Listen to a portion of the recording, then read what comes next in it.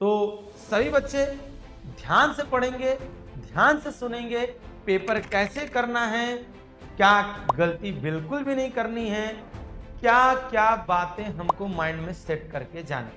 अब देखिए इन्होंने न्यूमेरिकल है, न्यूमेरिकल में एक चीज और देखा करें, कोई वैल्यू अगर दी गई है तो आप उसको लिखें गिवन है। तो आज हम इस पूरे सेशन में यही डिस्कस करने वाले हैं कि आपको बोर्ड एग्जामिनेशन की कॉपी कैसे लिखनी है क्लास 12th के बच्चों के लिए, खास तौर से फिजिक्स का पेपर। हेलो हेलो हेलो प्यारे बच्चों, कैसे हो सभी लोग? उम्मीद होगा सभी लोग मस्त होंगे, तंदुरुस्त होंगे और जबरदस्त तरीके से पढ़ भी रहे होंगे। तो उत्तर प्रदेश वालों के लिए, यूपी बोर्ड वालों के लिए डेट लिस्ट आ चुकी है, पेपर की तैयारियां झमाझम होने लगी हैं। इन कई बच्चों को अभी प्रोसेस नहीं पता है कि अच्छे नंबर लाने के लिए अच्छा आना ही जरूरी नहीं होता।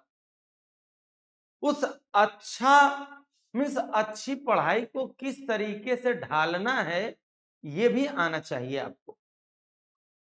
तो आज हम इस पूरे सेशन में यही डिस्कस करने वाले हैं कि आपको बोर्ड एग्जामिनेशन की कॉपी कैसे लिखनी है क्लास 12th के बच्चों के लिए, खास तौर से फिजिक्स का पेपर कैसे सॉल्व करना है, न्यूमेरिकल्स कैसे सॉल्व करने हैं, पेपर में गैपिंग कैसे देनी है। कुछ बच्चों को पेपर नहीं आता है तो क्वेश्चन के लिए जगह छोड़ देते हैं। तो आज सब कुछ डिस्कशन करने वाले, बट अब हम पेपर तो देने जाने वाले नहीं। तो किसी स्टूडेंट ने एक पेपर दिया, उसी की बोर्ड कॉपी उठा लाए और आपके सामने सीधे रिप्रेजेंट कर रहे हैं। ये पहली बार ऐसा हो रहा है कि हम किसी बच्चे की बोर्ड कॉपी आपके सामने रिप्रेजेंट कर रहे हैं कि वो कैसे लिख रहा है, ना कि चेक करते हुए।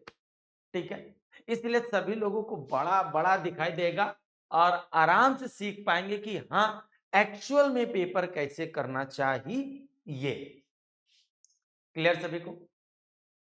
तो सभी बच्चे ध्यान से पढ़ेंगे, ध्यान से सुनेंगे, पेपर कैसे करना है, क्या गलती बिल्कुल भी नहीं करनी है, क्या क्या बातें हमको माइंड में सेट करके जाने। ठीक है, तो स्वागत है सभी प्यारे बच्चों का अपने यूपी बोर्ड वाला चैनल पर। और आज मैं आपका फिजिक्स का मेंटोर, फिजिक्स का भैया, कुछ लोग हालांकि भाभी भी बोल देते हैं, तो उनके जय भैया आज आपको बताने वाले हैं फिजिक्स का पेपर कैसे करना है। जैसा कि आप जानते हो कि हमारा सेक्शन ए में हमारे एमसीक्यू क्वेश्चंस आते हैं। तो एमसीक्यू करने पर कई बच्चे क्या करते हैं कि पहले क्वेश्चंस को नोट करते हैं, फिर देन उसका आंसर लिखते हैं, जो कि गलत मेथड है। देखो एक बच्चे की मैंने कॉपी आपको रिप्रेजेंट करी और ये सही एक तरीका है। सही तरीका का मतलब देखिए, बिल्कुल चेक कर रहे हैं, आराम से देखिए section A question number one का फर्स्ट पूरे ब्लैक स्केच से लिखते हुए। हालांकि कोई हाई स्कूल पैटर्न नहीं, फिर भी बताना जरूरी है कि करने का तरीका क्या होता है, क्योंकि ये मत सोचिए कि हम किसी बड़ी क्लास में, हम किसी छोटी क्लास में हैं, सीख जाए बस इतना ही बड़ी बात होती है। क्लियर है? तो सभी प्यारे बच्चे जरा देखो, करने का बेस्ट तरीका यही होता है कि आप सेक्शन डालें, क्वेश्चन नंबर डालें, क्वेश्चन नंबर फर्स्ट का ए जो कि ब्लैक स्केच से डालें। अब देखिए उन्होंने डी ब्रॉगली वेवलेंथ पूछी होगी, इस बच्चे ने बिल्कुल आंसर दिया, फर्स्ट का ए आंसर ये, दैट मींस इसमें आपको बिना देखे 1 नंबर मिल जाएगा, अगर सही है तो, बिना देखे भी नहीं। करने का तरीका देखो, फिर देखो फर्स्ट का वी लिखा, उसने तुरंत आंसर दिया, आंसर सही है तो 1 मार्क्स मिल जाएंगे। अब यहां पर एक गलती जरूर बच्चा करता है। सर क्या गलती करता है? अगर आपके पास नीचे ज्यादा स्पेस नहीं मतलब ज्यादा स्पेस नहीं बचा, तो याद रखिएगा आपको कॉपी भरने की जरूरत नहीं है। बोर्ड के पास बहुत पैसा है, गरीब नहीं है बोर्ड जो तुम सोच रहे हो, तो उसको बिल्कुल नीचे भरने की कोशिश मत करें। ठीक है, क्वेश्चन सही है, आपको 1 मार्क्स मिल जाएगा, बट आप ये बिल्कुल भी कोशिश मत करें कि उसको नीचे, बिल्कुल नीचे वाली लाइन में लिख दे, बोर्ड के पास बहुत पैसा, आप दूसरे पेज पर चले जाए, कोई बात नहीं। अभी फिलहाल मैं आपको बता दे रहा हूं कि यहां पर आपको 1 मार्क्स मिल जाएगा, इससे कोई नंबर नहीं कट जाएंगे, बट यही तरीका है। अगले में देखिए इसने बच्चे ने लिखा फर्स्ट का डी, दैट मींस सही, 1 नंबर, फर्स्ट का ई, जैसा भी हो। आप कई लोग कहेंगे आप तो पढ़ ही नहीं रहे, बेटा ऑलरेडी पढ़ा हुआ है, मैं आपको बता रहा हूं कैसे लिखोगे, तो बस वो सीधे सीधे आंसर देखेगा और आपको सीधे सीधे 6 मार्क्स का जो एमसीक्यू क्वेश्चन मिलेगा आपको नंबर दे देगा। क्लियर होगी बातें अब आपको? अब यहां पर भैया जी ने एक गलती कर दी, गलती क्या कर दी, सेक्शन बी में गए, क्या जरूरत थी यहां लिखने की, अगर इतनी जगह छूट रही तो छोड़ दो ना।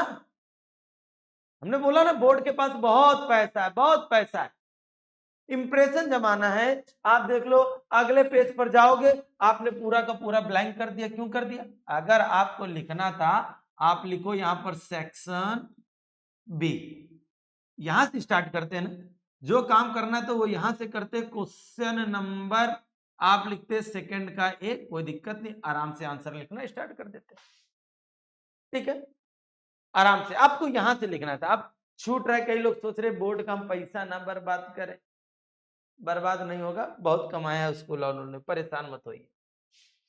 तो ध्यान से सुनिए बच्चों, यहां पर डालिए सेक्शन बी क्वेश्चन नंबर 2 का ए। जब आता नहीं था तो जगह, अच्छा जुगाड़ में कुछ बच्चे छोड़ देते हैं, अभी जगह छोड़ दे रहे हैं, जब जुगाड़ मिलेगी तब तो टी पी लेंगे। पहले कंफर्म कर लो कि जुगाड़ मिलेगी भी कि नहीं मिलेगी, योगी बाबा हैं, जुगाड़ नहीं मिलने वाली, समझ रहे हो ना। इसलिए आ रहा है तो करे, नहीं आ रहा है तो जबरदस्ती का ब्लैंक छोड़ने की जरूरत नहीं है, कुछ ना कुछ करें जरूर। अब देखिए, बिल्कुल देखो, अब आगे से इसने सही किया। क्वेश्चन नंबर सेकंड का बी 1 मार्क्स का होता है, सही होगा तो 1 मार्क्स मिल जाएगा। क्वेश्चन नंबर सेकंड का सी और सेकंड का सी भी इसने बिल्कुल सही किया, आंसर मिल जाएगा। और मैं बार बार बोल रहा हूं, ज्यादा नीचे तक जाने की जरूरत नहीं है, इनफ है। अब का तो सर जी यही एक लाइन भर के दूसरी जगह चले जाए, अरे पूरी चीजें ही छोड़ दो, छोड़कर आप नेक्स्ट पेज में चले जाओ, कोई प्रॉब्लम नहीं। अब देखो सेकंड का ही बिल्कुल सही है, आंसर दिया इन्होंने, सेकंड का ऐप बिल्कुल सही, यही करने का तरीका होता है।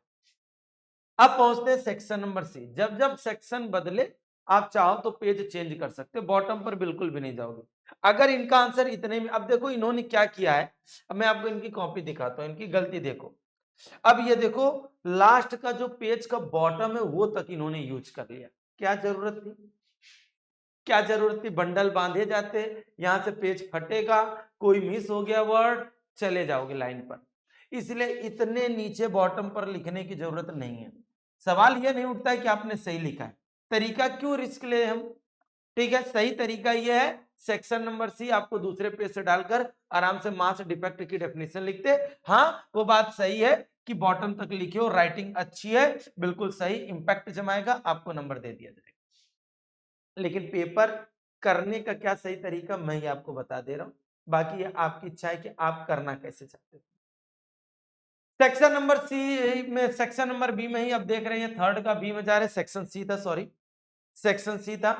अब देखिए इन्होंने न्यूमेरिकल है, न्यूमेरिकल में एक चीज और देखा करिए, कोई वैल्यू अगर दी गई है तो आप उसको लिखे गिवन है, ये गिवन है, आराम से देखिए इन्होंने ब्लैक ब्लू का जवाब देते हुए आंसर लिखा है। आप चाहो तो जो आंसर आए उसे हाईलाइटेड कर सकते हो, हाईलाइटेड करने के बाद कैलकुलेशन यहां पर किया, आप यहां पर उसका आंसर बिल्कुल ब्लैक पेन से, ब्लैक स्केच से आप लिखे -40 सेंटीमीटर, बहुत अच्छे, सीधे यही देखकर आपको आंसर दे दिया जाएगा, बात खत्म।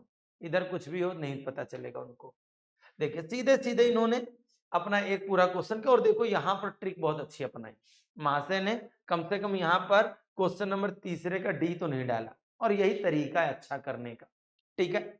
अब बेहतरीन बात, अब देखो वही गलती फिर कर रहा है लड़का, बिल्कुल सही किया, बिल्कुल सही किया। अब देखो क्या जरूरत थी सेक्शन डी यहाँ पर डालने की, और डाले तो डाले नहीं, और केवल क्या लिखे, जरा देखो तो इनको, विनोद इनको देखो, ये क्या करना चाह रहे हैं, ये वैल्यू लिखने के लिए सेक्शन डी डाला था, गलत, गलत, बिल्कुल ही गलत।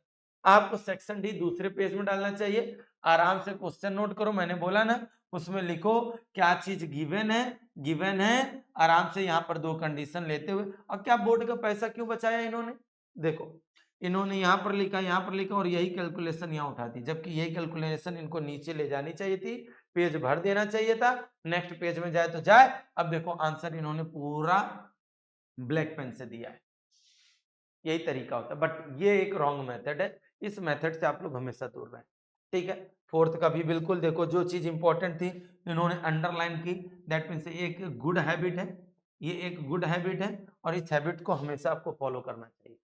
अब देखिए यहां पर ओवर राइटिंग करने की कोशिश मत करें, ओवर राइटिंग करने की कोशिश मत करें। यहां पर मैं कंफ्यूज हो गया हूं कि ये 5 लिखा है कि 4 लिखा है कि 9 लिखा है, थोड़ा सा पेन और हिल गया होता तो ये 9 ही हो जाता फिर, ओवर राइटिंग करने की बिल्कुल भी कोशिश ना करें, सीधे से लिखें क्वेश्चन, सीधे से क्वेश्चन नंबर 4।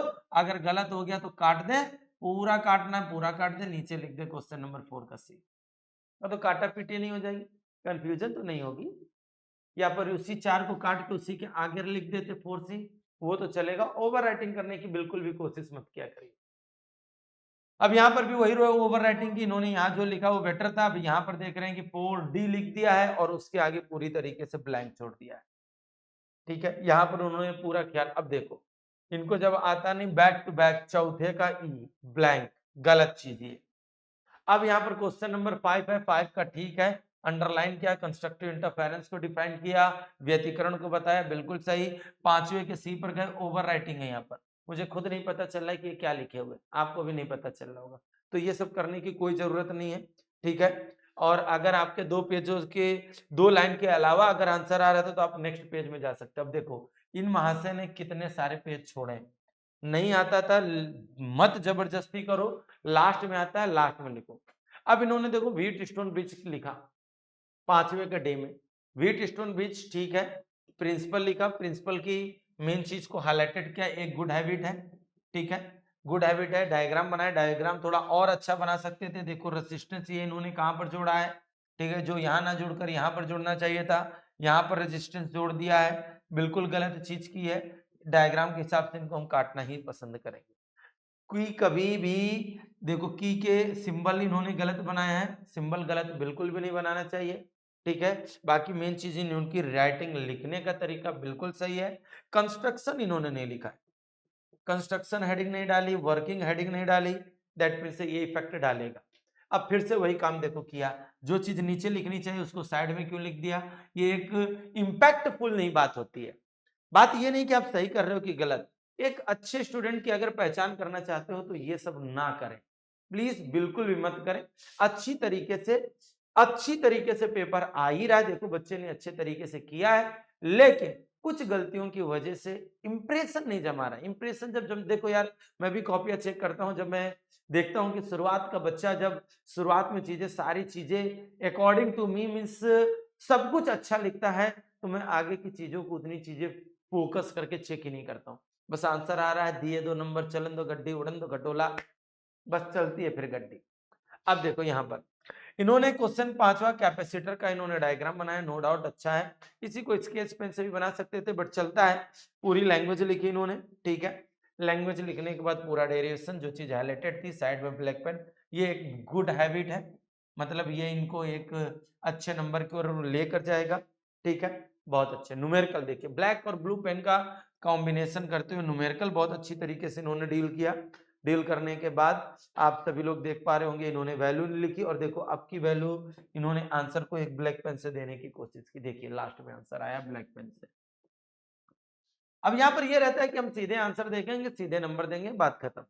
अब देखो क्वेश्चन नंबर ये 7वें पर गए, 7वें पर जाने के बाद इनको 7वां आता नहीं था तो छोड़ दिए, इसी को अपना करते, क्वेश्चन नंबर 8वां डाल लेते, 7वां सबसे लास्ट वर्ड कर देते, कोई दिक्कत नहीं थी। अब यहाँ देखो electric flux passing through the element, आप बताओ इन्होंने इलेक्ट्रिक फील्ड का प्रूवमेंट किया, डायग्राम नहीं बनाया इसका, इन्होंने डायग्राम नहीं बनाया, लैंग्वेज नहीं लिखी, इसके नंबर कट हो जाएंगे और इस पूरे डेरिवेशन का एक ही नंबर मिलेगा। खास नहीं है, लैंग्वेज में खास होता है। यहाँ पर भी देख रहे हैं कूलम्ब्स लॉ को प्रूव करना था गॉस थ्योरम से, इन्होंने स्फेरिकल सरफेस नहीं ढंग का बनाया, और उसके अलावा इन्होंने इसकी लैंग्वेज नहीं लिखी, तो इसके नंबर इनके कट होंगे, नंबर कट होंगे। इलेक्ट्रिक फील्ड का डायरेक्शन दिखा रहे हैं, वेक्टर फॉर्म नहीं दिखाया, ये सब चीजें गौर करी जाएंगी। इन्होंने देखो यहीं पर कचर पचर किया और बॉटम लाइन इस्तेमाल कर रहे हैं। अरे यार क्यों इस्तेमाल कर रहे हो, मैंने बोला ना बोर्ड के पास बहुत पैसा है, खर्चा करा रहा हो बोर्ड से, करता रहेगा बोर्ड। ठीक है, बहुत अच्छे। अब इधर देखो, ये देखो पूरी की पूरी लाइन, ऐसे लग रहा है कि मतलब मैं अगर चेक कर रहा हूं तो मैं डेफिनेटली बोल दूंगा कि ये नकल से आए।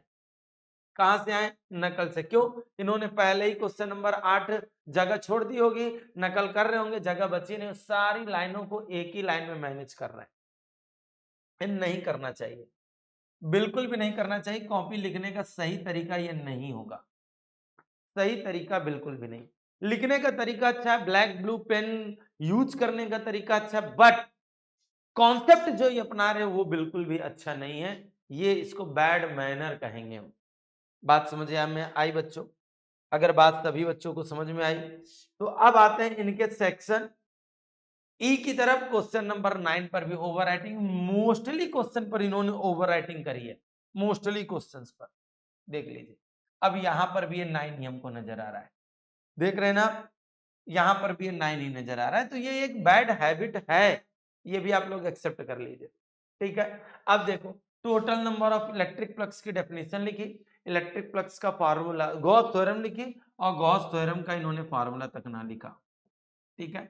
और इस फार्मूले को लिखने के पीछे इसकी थ्योरी भी लिखनी चाहिए, ठीक है। स्पेयर नहीं बना पा रहे तो चूड़ी पहन कर जाओ, प्रोटेक्टर लेकर जाओ, कंपास लेकर जाओ, जो करना है करो, लेकिन डायग्राम अच्छा होना चाहिए, ओवर राइटिंग नहीं होनी, एक कट करके आगे लिखने की कोशिश करें, ठीक है। बाकी सब कुछ ठीक है। इन्होंने लैंग्वेज करके और इसका प्रूवमेंट बिल्कुल भी नहीं किया, यहीं पर इन्होंने छोड़कर आ गए बस, ये था। तो ओवरऑल इस कॉपी के कॉन्सेप्ट में आपने चीजों को समझा है कि किस तरीके से हमको पेपर को करना चाहिए, चीजें अच्छी थी करने का कॉन्सेप्ट, ब्लैक ब्लू पेन का यूज करना अच्छा आया, डायग्राम के मेथड्स गलत हैं, क्वेश्चन करने का तरीका गलत है, इन तरीकों से आप बैड इंप्रेशन जमाओगे, इससे क्या होगा ना कि खुला नंबर नहीं मिलेंगे। मैं ये नहीं कहता हूं कि फेल हो जाओगे, मैं ये कहूंगा खुला नंबर। खुला नंबर का मतलब समझते हो? खुला नंबर का मतलब ये होता है कि अगर शुरुआत के 3 क्वेश्चन पर आपने एक अच्छा इंपैक्ट जमा लिया ना, तो आगे के क्वेश्चन में भना भन नंबर मिलते हैं, इसे बोलते हैं खुला नंबर। ऑफर दीजिए कि मेरा आगे का सब सही है, पीछे का बिना पढ़े चेक कर दो, चेक हो जाती है, ये आपको करना है। अब उसमें दिखा रहे हो काटा पीटी करके कि आप कंफ्यूजन में हो, तो कंफ्यूज बिल्कुल भी ना होइए, जबरदस्त तरीके से पेपर की तैयारी करिए, और पेपर की तैयारी करने के साथ साथ कॉपी लिखी कैसे जाती है ये जरूर से जरूर अपनाइए, सोचिए, समझिए। समझ में आई होगी बात, उम्मीद करते हैं।